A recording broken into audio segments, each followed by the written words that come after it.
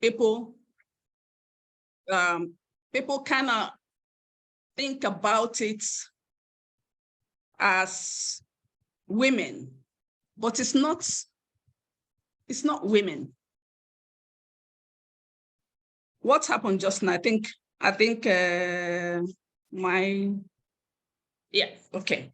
So gender is really a construct that explains the widely held beliefs and expectations or customs, practices within a particular society that defines what that society thinks should be the roles and responsibilities that define female or masculine or feminine attributes.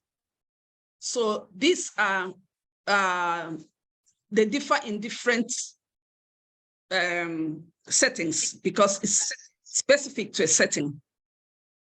And they differ in community. They can change, and in fact, they do change. And so they vary across cultures. So in some cultures, it might be defined as a woman's role to do, in most cultures, to do more of the work that happens inside the house, do more of caregiving, and for the man to do outside work. In the agrarian society to be, for instance, the gender role may be for women to weed the farm and for men to cut trees. So, and those keep changing. So for instance, in our context, it's often expected that it's the woman that will do the cooking, that will do all the unpaid work inside the house. It's usually assigned to the woman. But before I go on that, I just would like for us to recognize that that is different, that gender, which is socially constructed, is different from sex, which is biological difference of male and female. And this is usually biological difference is usually universal. That is, you are born a male or a female. There are a few number of people that are born as hermaphrodites. That's, they have the two sex organs, but generally, many people are born male or female, but they are assigned different things by society. That is not necessarily based on their sex. And what do I mean by that? The ones based by sex would be like pregnancy, because a man cannot get pregnant, doesn't have the reproductive organs to be pregnant. But after a baby is born, the baby can be taken care of by a male or a female. So, but usually they will assign it, the society will assign it to the female.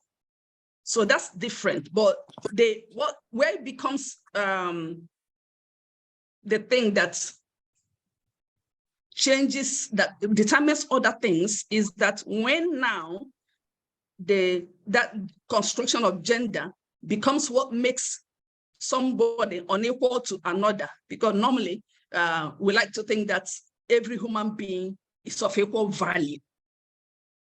That is equality that we're talking about, and should have equal opportunities. But we know that social constructions does not allow that to happen. So just the takeaway there, and we'll come back to this as we look at some practical examples, that gender is different from sex. And when we say gender, we're not talking about women and we're not talking about men. We're talking about the relationship between those, the construction that is based on what society assigns them. So when you hear gender, please don't say women. That is, if you do that for me at the end of this, I'll be very happy.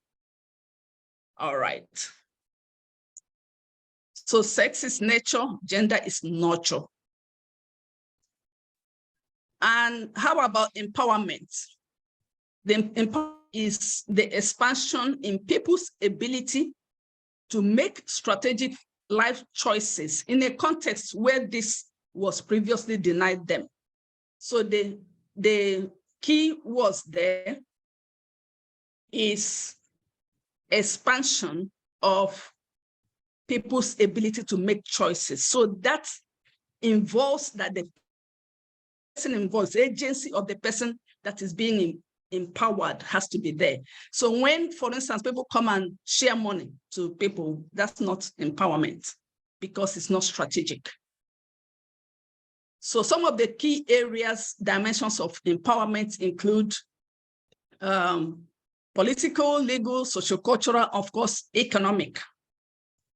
And I think the one that concerns us, that comes directly from, touches directly on what we're talking about this evening, is economic empowerment. And that speaks to the extent to which someone is able to participate in, contribute to growth.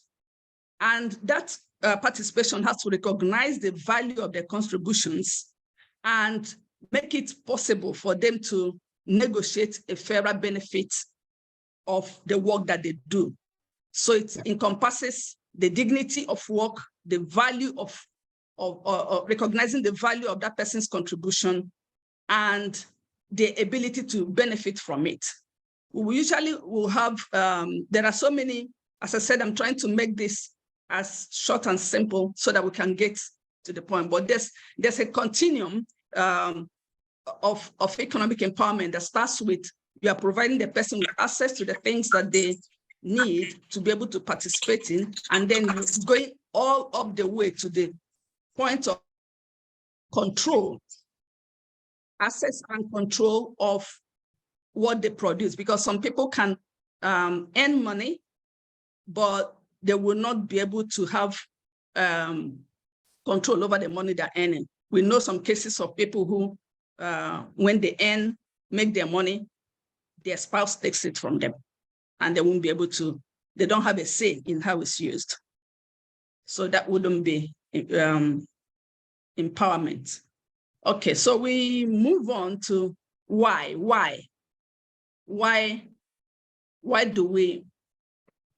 should we be interested? First of all, in Nigeria and perhaps globally, in most countries, the way God made his world, women account for half of the population in nearly every country. In Nigeria, I think it's 49.7% from the last census. So that's about the same thing globally, of 50-50, sometimes 51, some, So the exclusion of women in tech, for instance, and in most of economy, and is unjust as it's inefficient. Unjust in the sense that if we consider that every every person is of equal value, they should be able to participate equally. So it's inefficient in the sense that you are losing half of your workforce and what they can bring to the table by not fully engaging both men and women. So in 2015, McKinsey did a study that found out that up to US $28 trillion could be added to the global GDP by 2015 if there's equal participation and inclusion. And specific to tech, the paucity of women in tech deepens the exclusion in the wider economy and in the society due to both the loss of income from their not being there, as well as the failure, because the products that will be made from tech and the services from tech will not fully meet the needs of women because it's not being fully accounted for. And evidence shows that this one don't bring the salt on your head. Can you hear me?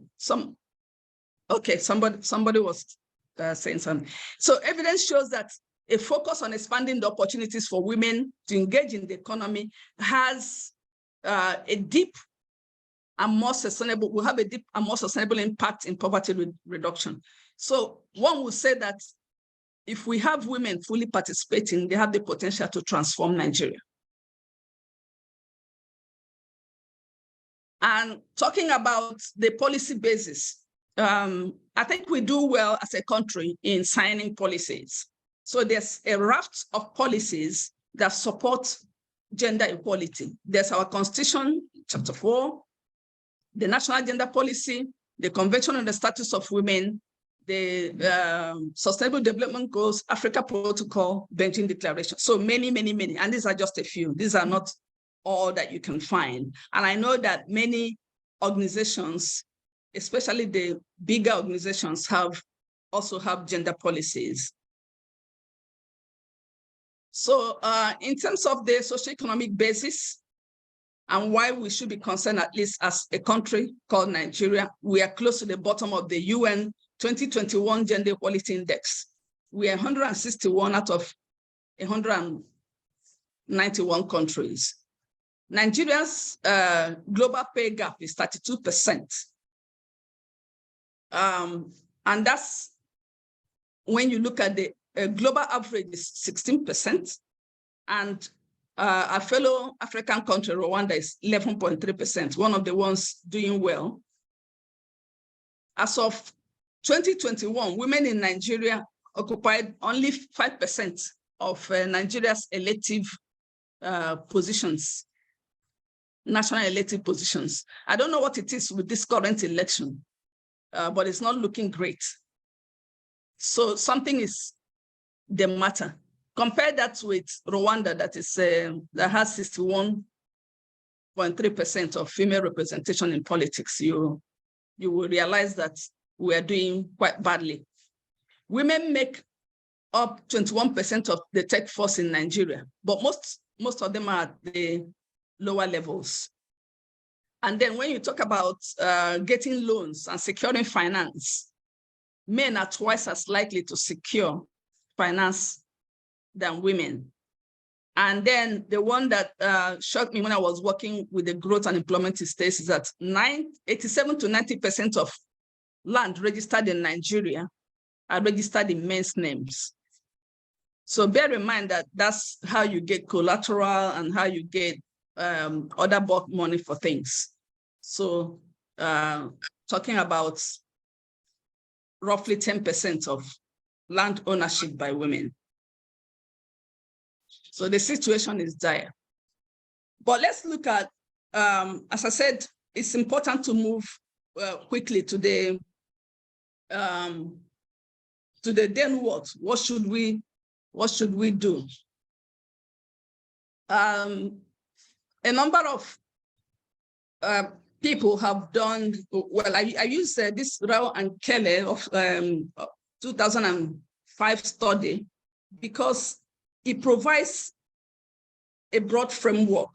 And then Green in 2016 also helped to really tease out what we need to be doing when we want to see change in systems and in power and in systems. So this is the power and systems approach that I'd like us to use to review our current situation and see what we can do. Now, this framework shows us some of the pathways and as well as the issues. So we are looking at if you're starting on from the individual and family, it goes to a continuum up to the systems and organizations. So then on the other side, is the formal, the informal, and the formal. So it's speaking to, if you want to, the changes need to come from the individual, and that there are both formal and informal rules that govern how we are able to access resources. And you need to work on these 4 areas to be able to have a lasting change.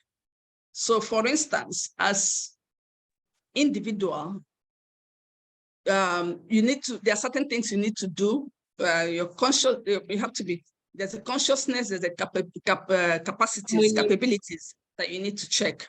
And then resources. But I like to, what I did in the coming slide is to try and put some actions in each of those quadrants. So, but bear in mind that it's a continuum. So sometimes something that is within your individual family can seep into, in fact, does seep into the system, just like what is happening in the system affects your family. And then informal social norms. Remember we talked about gender norms, follow us to the workplaces and follow us to the homes. In the same way, you have the laws and policies, but the same things can also be turned around to help us. So let's look at what can be done by individuals.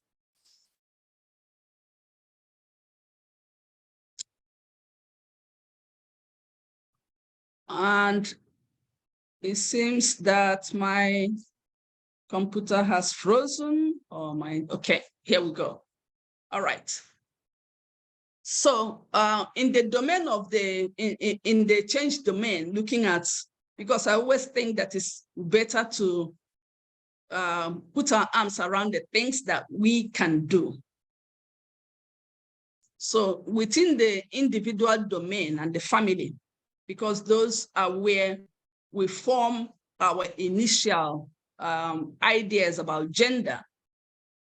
Remember, each of you, when you were growing up, you may have been told you shouldn't do this because you're a girl, or you shouldn't do this because you're a boy.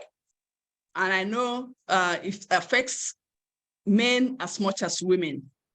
It affects women in terms of, for instance, restricting how they think about themselves.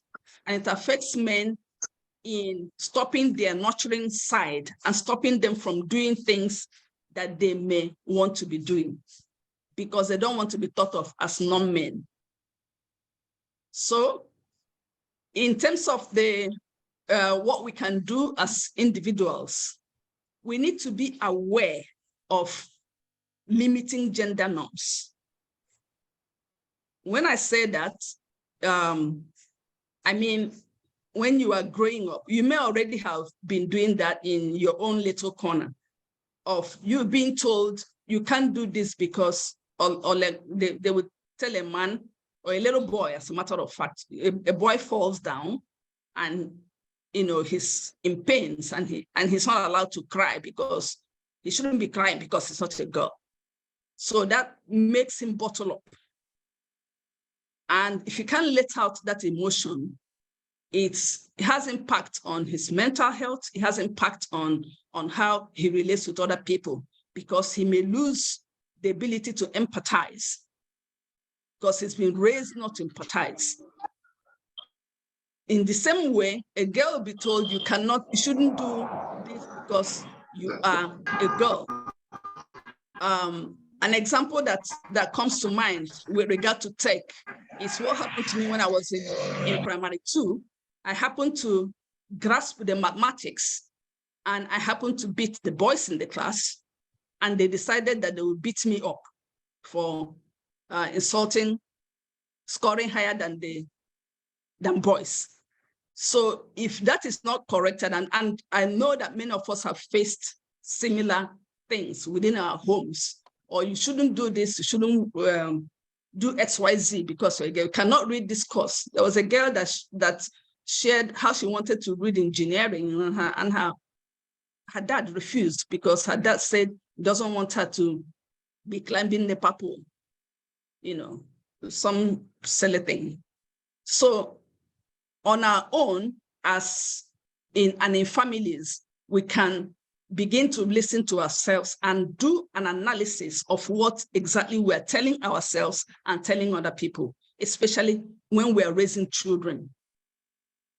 Look at so when you are able to delineate limiting gender norms, things that do not let you do what you know innately you've been gifted to do.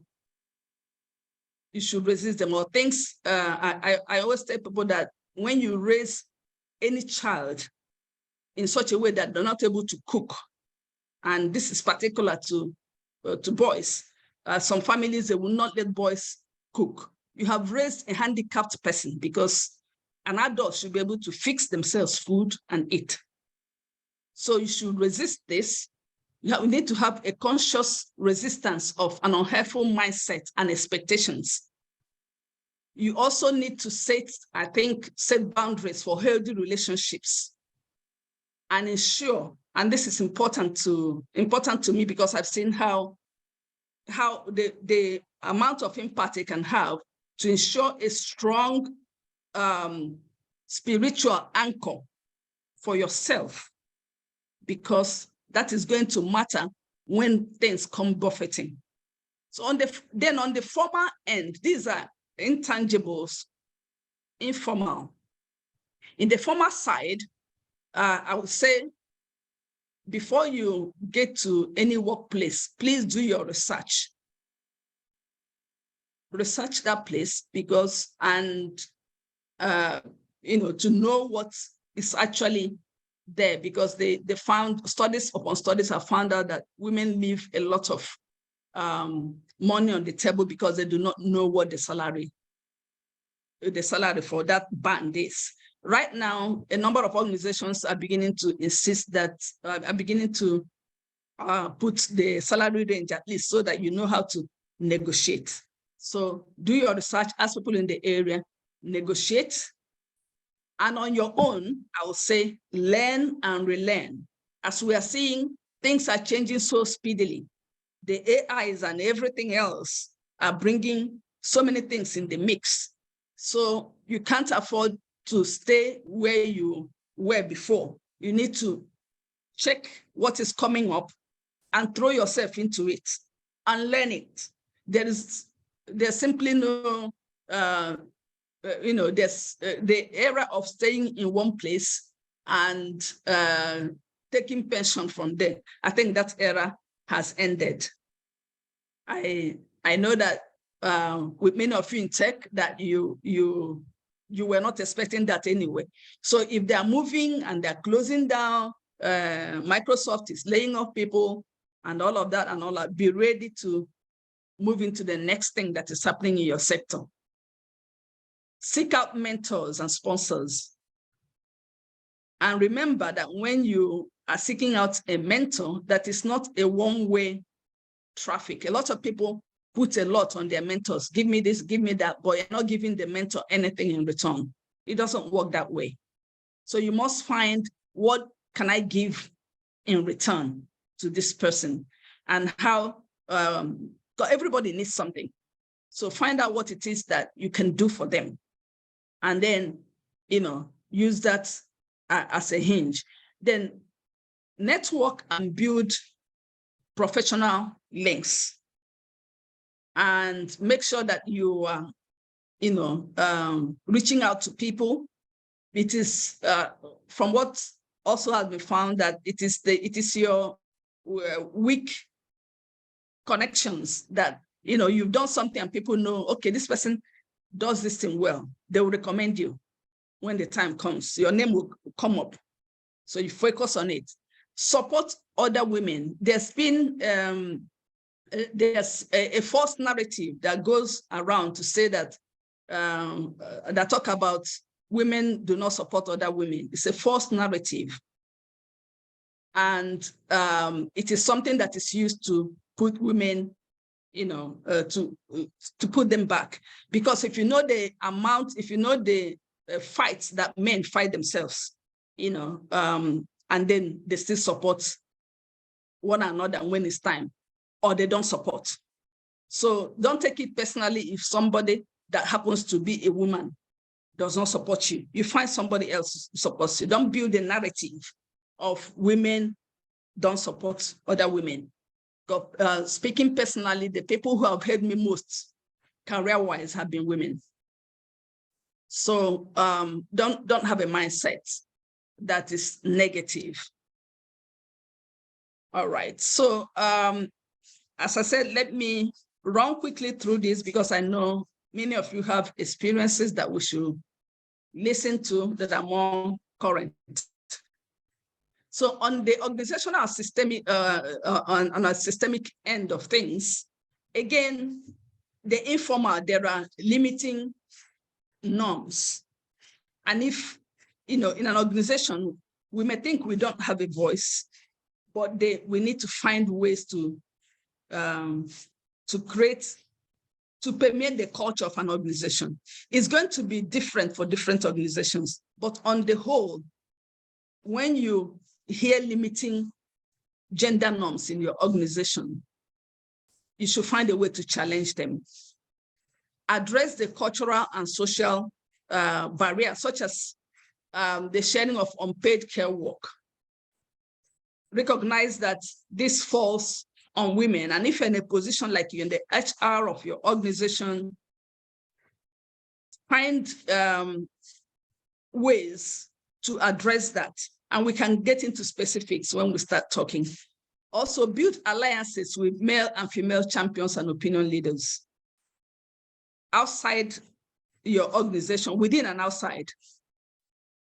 In the formal and tangible area of the organization, I'll say it's important to create access to jobs, access to education, furthering education and development of staff members, and then promoting gender-sensitive policies such as affordable childcare, parental leave, flexible work, and remote work, and ensuring pay equality and transparency. So look at this, again, this will be different in different organizations, but if you have, depending on your organization, if you have a union or if you have a group, you can engage with HR and then find people outside who can help. And then also eliminating sexual harassment. This also is tied to the policies. And if you're in an organization that can do so, encouraging entrepreneurship, as Elena is doing by supporting others. I remember when people, sometimes people think, it may seem very daunting to try and change things, but I've been in an organization where they were trying to insist that paid leave, where women's maternity leave should only be that they should get a note from the doctor and take 6 weeks before, 6 weeks after. That is how it has to be. So what I did as a member of the leadership team was to say, hey, leave the women alone. You will pay them 3 months. Leave them to see how they manage that. You want them back in 3 months. At least leave them to, they may want to take it the day they are having the baby. And that became, what happened. So it's just a question of helping people see what's wrong. Okay. All right. So I opened this to questions and what other things that you all have been facing. Being conscious of the time, I could tell many stories, but let me leave you to say yours. Do you have any questions? Thank you so much, Ma. It's been so insightful. So ladies and gentlemen in the house, I know I've seen a few gentlemen. Please, we would like to also hear your questions, your experiences. What are the things that you're currently facing that you want her to give you practical solutions or how to manage around those things? So if you want to speak up, you could just please raise your hand, or you can type in the chat room if you have practical experiences or you're currently going through one challenge or the other, and you want, that's why we are here. Let's learn from each other. So please, it's time to ask your questions, to make comments, to add to some of the tips she has given us today. So the chat room is open. And also, if you want to speak up, you could just please raise your hand. Thank you. Do we have questions in the chat room, Ire?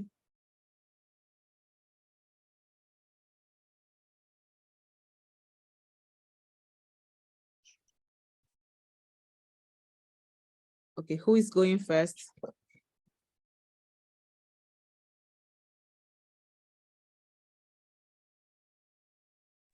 Grace has her hands up.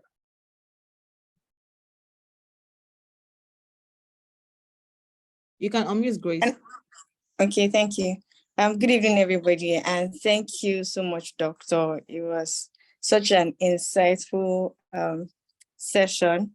So my question is going to be regarding raising kids, especially for women who are trying to build a career and they rather have their kids in boarding houses. So how do we get to inculcate, or how do we get to transfer this knowledge to the school? We may find out their norms, their values, but we really will not be able to checkmate how they are raising kids individually, the kind of information they are giving to them. And we know that gender equality knowledge, they have to get it right from when they are kids.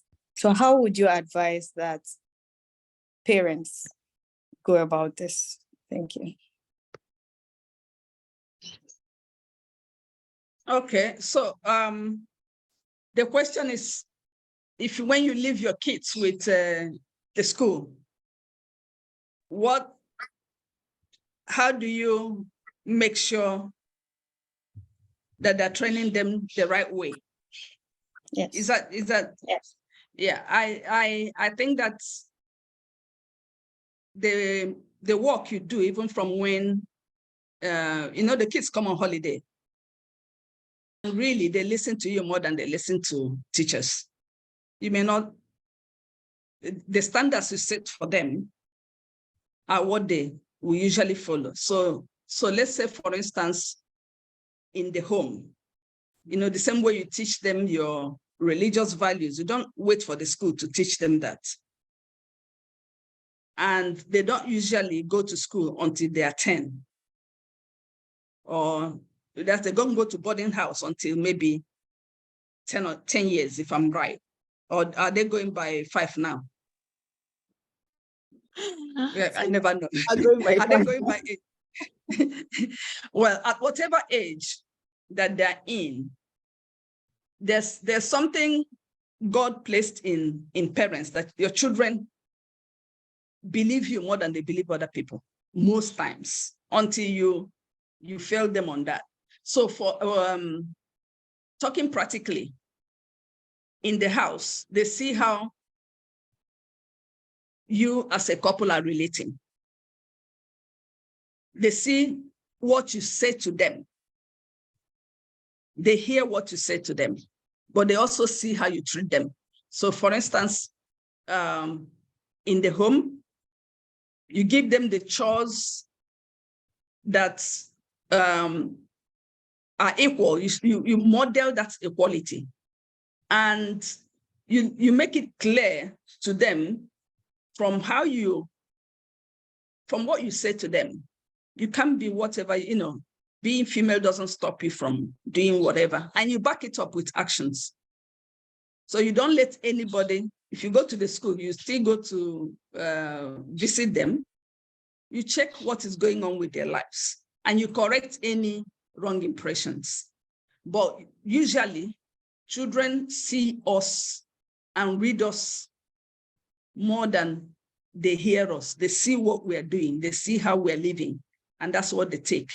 So talking practically, I raised 2 boys and a girl. What I do at home, and they went to boarding school by the time they were 10. So what I do is that I share in the house. If it's your duty to cook, you will go and cook. If it's your daughter, everybody has a cleaning duty. Everybody has a part of the house where they mop. And everybody knows the rules of the game. And my sons cook as well as their sister. It's there's no, I model that. You will know how to wash your clothes. We consider that cooking, cleaning, and driving at the right age are key skills. So everybody knows how to do that. So you don't give me, you are going to do this. If you want to go and play football, you play the football after you finish cooking. Same with the girl. She wants to go and ride her bicycle, it's after she has finished cooking. So that's my solution to it. And by the way, one of my sons, when he did well, we said, if you do very well, you say the toy you want. When he did very well, he said he wanted a doll. We bought him the dolls, and some people were upset. Some larger family members were upset that this boy had a doll, but he's one of the most caring young men you can. He plaited the doll's hair and dresses the doll very well, and we're all cool. And my daughter didn't want a doll; she wanted something else. So just saying, I will stop there. You get the idea. Wow. Yes, thank you, ma'am. Thank you so much, ma'am. All right. So I would also want to ask this question that I've also seen happen time and time again. That you're in an organization. So I also heard you when you said you should do your research before joining an organization. You see that you're on a level, and the other male earn higher than you, and you practically do same thing or even much more, but they pay you less. And you have heard stuff like, are you not a woman? Your husband will take care of you. So things like that, how do you address issues like that without causing animosity or an uproar in the organization? Very, very good question, Fred. I had a similar thing when I was in the media. When people get to my level, they are able to get a car loan. And when I went to get mine, I was told that, why do I need a car loan? After all, my husband can take care of me. So what I did is that changed that, was that I went and wrote them a very detailed letter.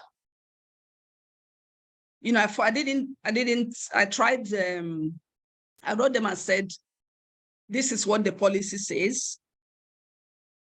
And, this is not right. I wrote it, had somebody, I first of all wrote it when I was angry, and then kept it for a bit, then gave it to my husband to read over for me. He read over, then I gave it to a colleague at work to read over. So you need alliances. And eventually they gave me I fought it, without creating animosity. But you have to fight it. You have to, you have to challenge it. There is also something else I did that I think helped a lot, which was, but not in regards to it, was in regards to changing a policy within. At the time I was editor, they were having page Sunday girl. It's a page one, they put one girl, in front of one poorly clad girl as a Sunday girl. So when I came, I said, this is, demeaning of women, so I'm going to remove it. And they said, no, it's always been the policy. I said, okay, so what is it? You want women on the front page, right? Very good. So I went and got very top women. I had Professor Alele Williams. I brought Professor Bolanla Awe. I went to an organization that works in women's rights and got very nice photos and very nice bios of these women. And I started with Professor Alele Williams on front page, as champion woman. You want a woman, okay, here you go. And they were so upset. Said it's not, I said, okay. But what am I trying to say? Sometimes you have to do things that in a way that may be challenging, but make sure that you have the backing. So when they, then I got the organizations to write to my paper to say, oh, wonderful, we like what you did. Now you are projecting women properly. So now they couldn't take away the women and they couldn't punish me. So, because they had got a lot of, the women groups flooded them with congratulatory letters for now representing women very well. So they knew I had, that was a coup. So yeah, that's how I handled that. Now there's a question that somebody sent to the chat. Yes. Mary Ibu. Ibu says, how do we inculcate more women in governance? That's a question that all of us are trying to answer. For me, there are three major areas that we need to work on. One is this culture of not having women, because you need practice to be in there. And a key one, which we have been trying to, and the people in our legislators have not allowed that to happen. In those countries where they have a near equal number, they have a policy that says you must have a minimum 40% of either gender. You must have 40%. So if you have, you can't have more than 40% men or 40%, you can't have less than 40% men or 40% women, which is called gender quotas. So that's a policy that is used in many of those places, recognizing that. But when some people hear that, they think you will bring any person who is not qualified. No, we said after the qualification, you have a mix of those. If we can do that, that would be one way. The second is, of course, starting from home. If each person will undertake to encourage the woman, their wives, their sisters, to step up and to support them, because it takes a lot,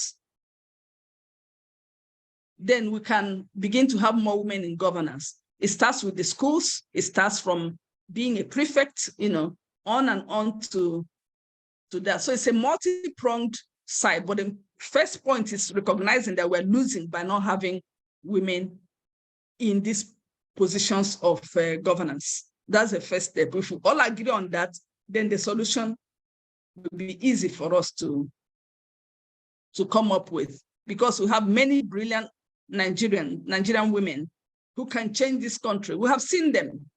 They are there. There are so many of the Konji Uwalas. There are so many of the Awoshikas. There are so many that we can use to change this country. And there's all of you here, by the way. Each of you here can run. Ira, you have your hand up. Yeah. Yes. Thank you so much, Ma, for the insightful lecture. While speaking in that, you talked about a narrative that we all have, whereby people believe that women, we don't help ourselves up the ladder, and you gave advice around we should build alliances with male and female champions within and outside organizations. But I would really like you to throw some more light into that, because that has actually discouraged a lot of women in the workplace, because you feel if I have a fellow woman as a boss, she should actually be in the best position to help me climb up the career ladder. We realize that they just get up the ladder and they don't want other women coming up there to meet them. They want to secure their job so that they don't get threatened on the job.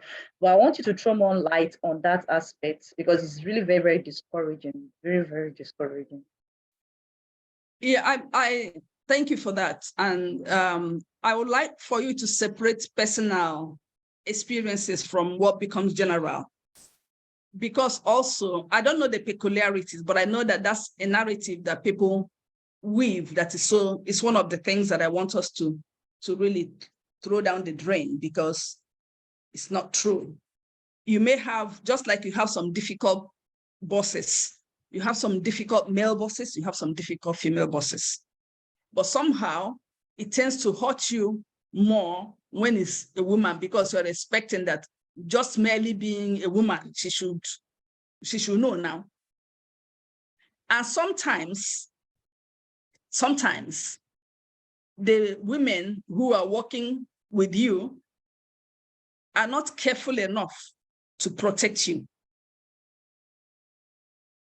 And so I would like for us, if we see a woman that is up there, she's fought so many battles that she's like a wounded lion before she got there. So the chances of her clawing exist. However, if she knows that we are there to support her, that because if she succeeds there, they can begin to see other women as people who can succeed. We need to find out how we can help her to succeed. Now, I'm not holding forth for people who who are immature in what they have suffered. They are letting it affect their relationships. But just as a general principle. So if we see a woman up there, let's find out how can we help you. And I have had to ask some of my female bosses, what can I do for you? They're not in my division, but I go behind and find out what can I do for you. And when you hear them talking bad about her, don't join. Defend her even before you know what it is, because there is that tendency of trying to put her down. Remember, she's also fighting that, but there are people who are there to prove that she can't do it because she's a woman and because I have her type at home. So she's fighting many things. If it's a particular person, I will go to her and say, sister, how can I help you? Find out what she needs and then see her react to it. That would be my suggestion. Just like men, if you're working with somebody, make their life easier. And they will, they will pay you back in like some, if not now, and then later. Yeah. All right, Ma. Thank you. Any other questions? Otherwise we can show the. Okay. All right. How are we doing? Okay, there is a question. Okay. Okay, Jane says, how do you address the issue where some organizations do not see women as leaders? When you have proven yourself to handle the position and then the position is given to a male just because you're a woman, what advice would you give to this person, Ma? Thank you. Yeah, when we talk about building alliances, it doesn't happen. Promotions in offices are not always straightforward. They're not always straightforward. So I would say, don't build alliances with only one. When you join an organization, do a power analysis. Find out what gains people promotion. Find out who can speak for you. Because when these things are talked about, you may not be there. They may be talking about it in a club. You're not there. Of who will do what and who will. So you need somebody, a sponsor who can speak for you when you are not there. And let your work speak for you.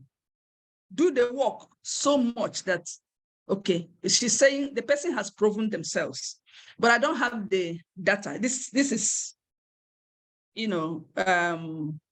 this happens. So I believe it. And they are looking at, okay, maybe if we give her the position now, instead of her to do the work, she will go and have a baby. Yeah. It's true. People say such things. Yeah. There have been times they will not give a woman this because she's still at the reproductive stage. She will just go and have a baby. As if a man does not, well, I don't know what to say. A man does not have a baby. It doesn't affect him. But the point is clear. There's no, I don't have a clear-cut answer to this, mainly because I don't know the specifics. But what I will say is that this is real, and the way that people have gone around it is to find out if you have your managers, if you're in that relation in a way that you can ask, what's the criteria for this promotion, so that you start working ahead of time. And people have also said it's important to let people know what you are looking out for. And if the worst come to the worst, always have an option. I tell them now, you cannot be focusing on just one company. Be expanding let them know that you can be stolen by another company. And it helps them, they know, okay, this person, her life doesn't depend on this company. So don't box yourself into such a corner that it's important to be promoted, but be more interested in what you are learning and how you can transfer that elsewhere. And they will see that, they can lose you if they don't manage it well. So 1, make alliances. 2, make sure that you are tops at what you do. And then make your arguments. If it's something that you need to write or you need to talk to some people and find out, okay, for next season, I want to be promoted. What have I done, or what more do I need to do, to be able to get this? And you're asking a very honest question, and you're not letting yourself get bitter, because some people also let themselves get bitter that they stop giving value. Keep giving your value, knowing that in time, the things that you learn will work for you. If not in that company, then elsewhere. Yeah. Thank you so much, Ma. So we have a question from Amarachi. And she says, thank you for your beautiful and insightful presentation. My question is, how would you empower men and women that want to go into the creative industry and fight for their dreams, especially as people don't qualify these jobs like they do for corporate jobs? How do they let their parents know that this is what they want because they believe they would succeed in the job? Basically, creative industry, parents feel like it's not a proper job like corporate. So what's your encouragement, or how would this young professional address this challenge? Okay, I just want the person to know that your parents always mean the best, but they can only teach you what they know. They can only help you as much as they know, and it's coming from a very good place. They don't want you to suffer. So that will help you to at least appreciate their own side. So appreciate what it is that their issue is. What are they, what somebody said to me made sense at a particular point. Said, if you don't, say to a young man that if you don't plan your life and show clear, where you are going, other people will plan it for you. And that includes your parents. So they need to see your roadmap, a clear roadmap of how you want to succeed. I think parents now are knowing that there are other ways. Like if you talk about people who play football, many of them, their parents didn't want it because they feel if anything happens, they won't be able to fend for themselves. So understand where it's coming from, and then keep doing that on your side. Do it as a side hustle, and then use it to prove to them that you can do that. And also, I would say, see how early you can get off the apron strings. Find a way to get something that helps you earn, so you can step out from the apron strings and explore what it is that you want to do. See also whether there's a mentor in that area who can help you talk to them and convince them that you have the talent, because they're also afraid that maybe you are rapping and that this your rap will not bring what David, who is the main rapper now? I don't know.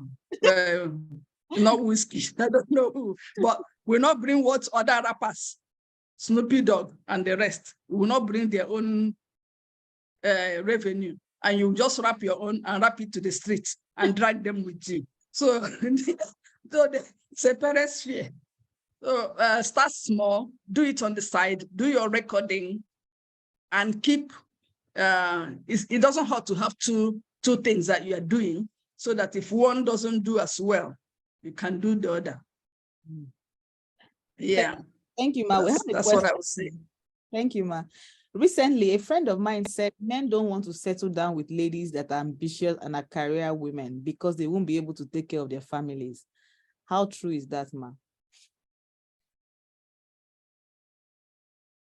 The men should answer this, so because the young men I know want career-driven women. The ones I know, I don't know who wants.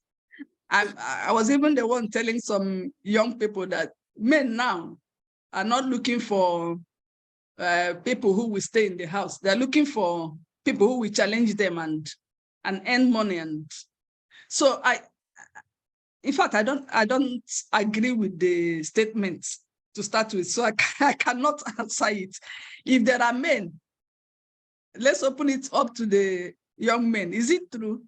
Temidayo. Is it true? The guys on the call, want to respond to that. Actually, it's not true in all ways, but to some extent, in some aspects, some men actually don't want a woman that is bigger than them in any way. So they want them to be be in low key in whatever way they can be. So, but in another aspect, we have men also that want ambitious lady that doesn't just want a lady that will just sit down and not doing anything. So it's on two sides. Thank you very much. So my advice will be avoid those men who feel threatened by your ambition. That's my sincere advice to every young woman here. Please don't marry them. Let them go and find who to marry. Because that is setting the stage for making sure that you don't progress. So don't marry them. They have. I know you haven't asked me for marriage advice, but that's. We have Mr. Chedo Odega that also wants to respond to this. Please. Good evening, ma. Somebody say what? Good evening, everyone. They won't change you. They don't change. Hello, ma. Good evening, ma. Good evening. Yes, ma. Good evening, Chair. Please go ahead. Yeah, thank you very much for this wonderful section, ma. I think statistically, because I like to place my judgments based on statistics. So I think statistically, that statement is not true, right? I am quite aware that it might have happened back in the days, and that's simply, and if you look at it, those men that happen to be in that position are actually the ones that are not educated. And that's why before now, it was much common in the East. And the reason is that, they have that feeling that a woman should just be at home. But look at it now, education and exposure has also made it known that what a man can do, a woman can as well do that as regards career. And because I see no reason why a woman should go to school, well educated, study good course, and she'll come and sit at home. And again, too, there's this saying that coming from God's perspective too, God said, I will bless you, I will bless. So that means everybody has equal right of God blessing. So why are you trying Thank to like, you. okay, of yourself to believe? So I'm on the opinion that I know, that's why I said statistically, and everybody just, I think it's not true. Then again, too, I'm a young guy who happen to reason with people, and I know ask many young guys now, how come they're not married? How come they're not in a serious relationship? They tell you that they don't have enough fun, and they're not even a lady who is also well to do. Guys are scared of getting married to who is not working again too, because the bills are quite high now. Unlike before that you want to do it alone and you want to, so that's how you see them. So that statement is not true in summary. Thank you. Thank you, sir. Thank you. Thank you very much. We have seen women choose wisely, run away from men who have low self-esteem. They will kill you. Don't go.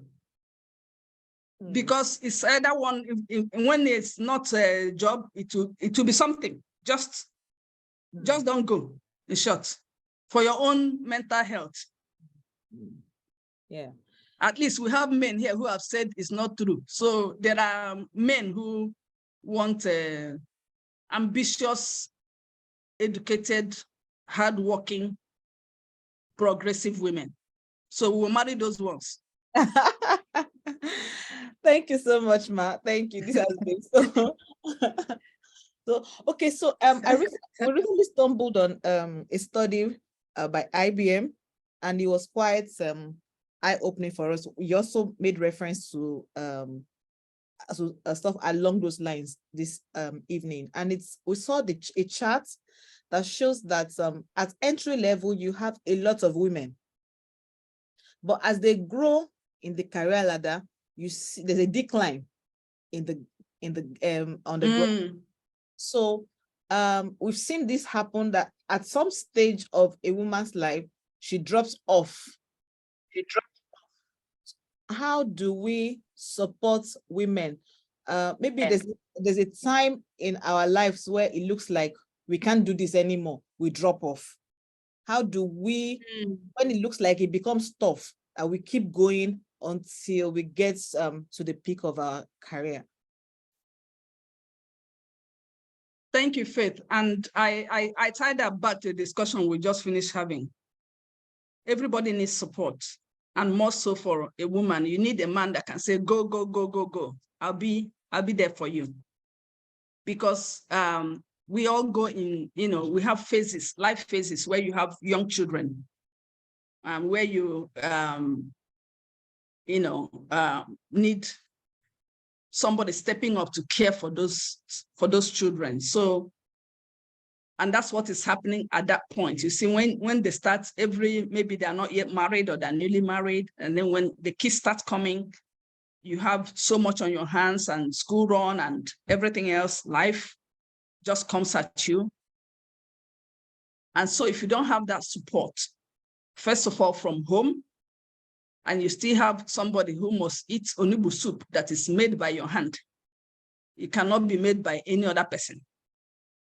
So that becomes hard. So you need a man who is confident enough and who is perceptive enough and who supports you enough to step in at that point, and you people agree on what's best for you that doesn't involve you losing out. Is very important.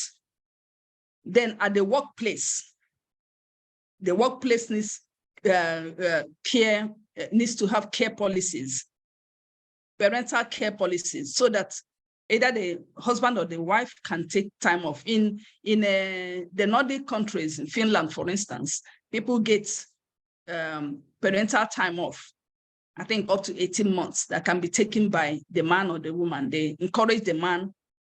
So you need a workplace that the man is encouraged to take time off to care for his family as well. Those are his kids as well. And, so that's what's happening in that is thinning out that, because when that happens, when you have to care for your children, have to care for your family, something has got to give. And if you don't have that support, So we're needing both men and the social structures to come up and support women, because there's value in having them in that workplace. We can do that, as we mentioned, by flexible working. COVID has taught us that you can do a lot from home. And for women also, I tell them, don't try to do everything, please, so that you will be alive for us.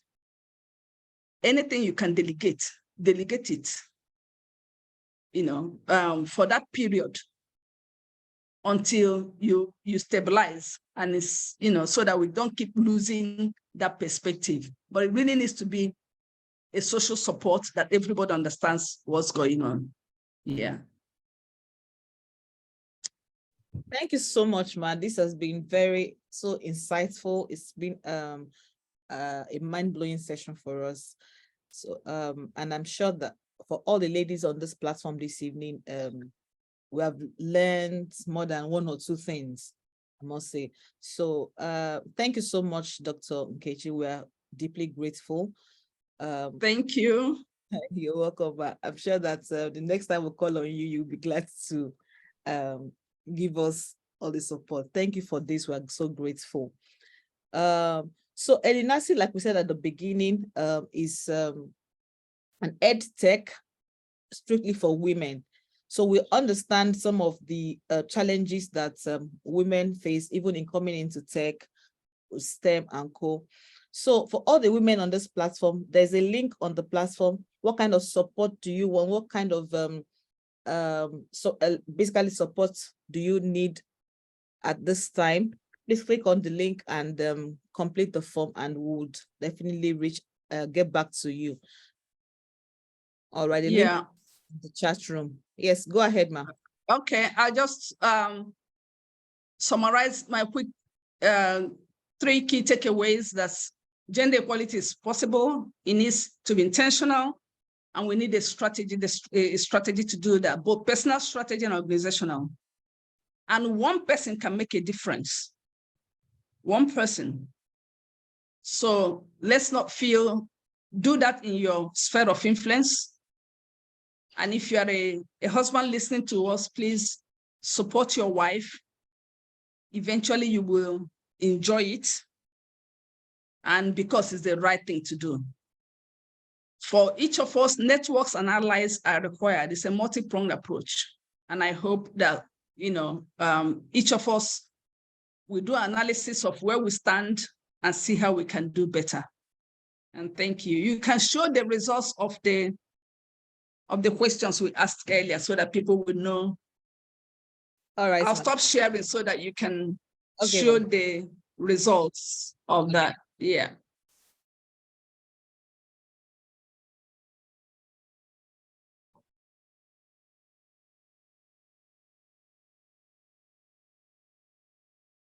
Right.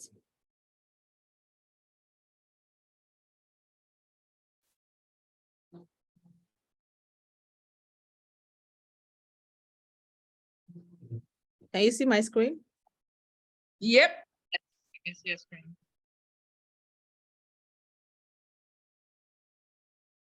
Wow. So if it's any consolation for any of us, there are people who are better than. Looking at question 2. It's not over. Wow. Wow. Wow. All right. Thank you so much, ma'am. Right. Thanks, everyone. Yes, bless you. So much, ma. Yes, ma'am. So thank you, everyone, for joining us today. We're deeply grateful. Please, there's the link in the chat in the chat room. Please complete it. We'll be glad to hear from you. I mean, Winnie said, "Wow, yes, really wow." This the answers are really mind-blowing. Thank you so much, Dr. Nkechi. I'm really grateful. And so this is calling it a day. We're grateful for. Thank you for joining us. Thank you, everyone from wherever. We are grateful. Thank you so much. We called and then you answered. I'm sure you have learned 1 or 2 things. And for the men who also joined to support us, we are grateful. Thank you so much. And all right, bye, everyone. Thank you. Bye-bye. Bye. Okay, thank you. Thank you, everyone. Thank you. Thanks for joining.